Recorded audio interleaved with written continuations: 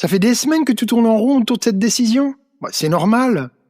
Le cerveau adore ruminer les décisions importantes, mais ruminer ne décide jamais. Je vais te donner une méthode pour trancher en 24 heures, pas 24 jours ou 24 semaines. Alors pourquoi 24 heures ? Parce qu'au-delà, tu ne réfléchis plus. Tu procrastines. La première étape, c'est de creuser sous la surface. Les décisions difficiles cachent souvent autre chose. Ce qui nous bloque, c'est rarement la question qu'on se pose au départ. Exemple, est-ce que j'ai accepté cette promotion ? Et puis si tu cherches un peu plus loin, qu'est-ce que je veux vraiment prouver ? Ou alors, dois-je démissionner ? En creusant, tu vas trouver de quoi j'ai besoin pour m'épanouir au travail. Alors je te propose une action concrète. Prends ta décision et reformule-la 3 fois. Alors je te donne un premier exemple. La version 1, c'est « Dois-je accepter cette promotion ?» La version 2 serait « Comment faire évoluer ma carrière ?» Et la version 3, « Qu'est-ce que je veux prouver en montant en grade ?» L'exemple 2, ce serait, en version 1, « Dois-je démissionner ?» En version 2, « Comment retrouver du sens au travail ?» Et en version 3, « De quoi j'ai vraiment besoin pour m'épanouir ?» En général, la troisième version touche souvent au cœur du problème. Ensuite, qu'est-ce qui se passe si je ne décide rien ? Si l'idée de ne pas trancher te soulage, ta décision peut attendre. Si ça t'angoisse, c'est qu'il y a vraiment urgence. Maintenant, l'étape 2, c'est de sortir de ce piège binaire. Ton cerveau adore t'enfermer dans le « soit ça » ou « soit ça ». C'est un piège. Il ne te propose que 2 options. Maintenant, dans l'action concrète, liste au minimum 5 possibilités.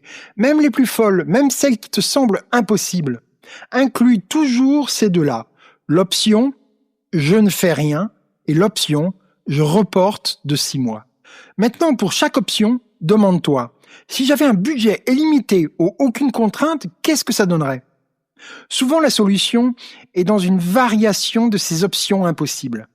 L'étape 3, c'est le test du corps. Ta tête peut mentir, ton corps, non. Alors, dans l'action concrète, pour chaque option qui reste, fais ceci. Ferme les yeux, imagine-toi que tu as déjà cette option, tu l'as fait, c'est fini. Qu'est-ce que tu ressens dans ton corps ? Tension dans les épaules ? Nœud au ventre ? Ou au contraire, relâchement, respiration plus libre ? La bonne décision détend le corps, même si elle fait peur intellectuellement. J'ai vu des gens prendre des décisions les plus risquées de leur vie et soupirer de soulagement. Leur corps savait avant leur tête. Là maintenant, l'étape 4, c'est la question qui tranche. Une seule question pour finir. Suis-je en train de choisir par peur ou par désir ? Si c'est la peur qui te guide, tu vas vers ce qui te semble le plus sûr, mais la sécurité absolue n'existe pas. Et choisir par peur, c'est souvent choisir la stagnation. Si c'est le désir qui te guide, tu vas vers ce qui te tire, même si c'est incertain. Le test final est, dans 10 ans, qu'est-ce que je regretterais le plus ? D'avoir essayé et échoué ou de ne pas avoir essayé ? Dans l'étape 5, c'est important d'agir dans les 2 heures. Une décision sans action immédiate, c'est juste une bonne intention. Dans les 2 heures qui suivent ton choix, fais un geste concret qui t'engage.